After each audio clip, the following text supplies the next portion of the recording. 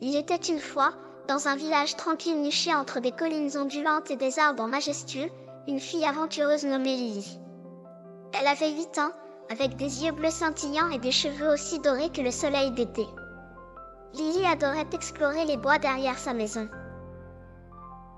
Un soir, alors que le ciel commençait à rougir avec les couleurs du coucher de soleil, Lily se mit en route pour sa promenade habituelle.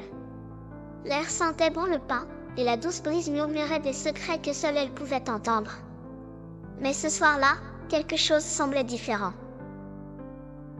Les bois semblaient plus vivants, plus magiques. Alors qu'elle s'enfonçait plus profondément, Lily remarqua une douce lueur scintillant à travers les arbres. La curiosité bouillonnait en elle, et elle suivit la lumière jusqu'à atteindre une petite clairière. Au centre de la clairière se tenait un vieux chêne dont les feuilles brillaient comme de l'or.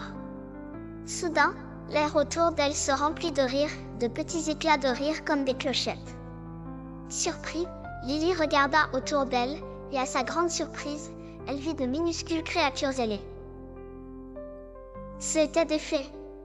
Leurs ailes scintillaient de toutes les couleurs de l'arc-en-ciel, et leurs robes brillaient comme des étoiles. « Bienvenue, Lily » dit une voix, alors qu'une fée aux ailes lavandes s'approcha. « Je suis Ivy, et nous t'attendions. »« M'attendre » demanda Lily, son cœur battant d'excitation. « Pourquoi ?»« La forêt enchantée a besoin de ton aide » expliqua Ivy.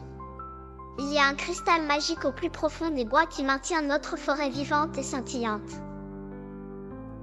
Mais quelque chose de terrible est arrivé, la lumière du cristal s'éteint, et nous ne pouvons pas le réparer sans l'aide d'un humain courageux. Les yeux de Lily s'agrandirent. « Que puis-je faire ?» Ivy sourit. « Tu es gentille, courageuse, et tu as un cœur pur, juste ce dont nous avons besoin. La seule façon de restaurer la magie du cristal est de collecter 3 objets enchantés, la plume d'un phénix, la goutte de rosée d'une fleur de lune, et l'écaille d'un dragon argenté. Veux-tu nous aider ?» Sans hésiter, Lily hocha la tête. Ivy conduisit Lily à travers un chemin secret que seules les filles connaissaient, et bientôt, elles atteignirent un bosquet où un majestueux phénix était perché sur une branche. Ses plumes flamboyantes brillaient dans le crépuscule. « Parle gentiment au phénix, et il te donnera une de ses plumes, » chuchota Ivy. Lily s'approcha du phénix et s'inclina poliment. « Grand phénix, voudras-tu me prêter une de tes plumes pour sauver la forêt ?»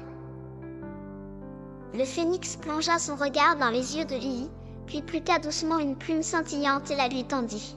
« Tel éclaire ton chemin, dit-il d'une voix profonde et mélodieuse. » Avec la plume soigneusement rangée, Lily et Ivy poursuivirent leur voyage. Ensuite, elles arrivèrent à une piscine scintillante où des fleurs de lune fleurissaient sous les étoiles.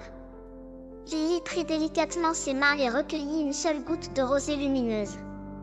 Elle scintillait comme de la lumière liquide de lune.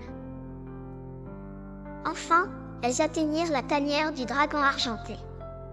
Le dragon était énorme, mais ses yeux étaient gentils. « Je sais pourquoi tu es venu, gronda-t-il, et de ses écailles argentées, il en offrit une qui brillait comme un miroir.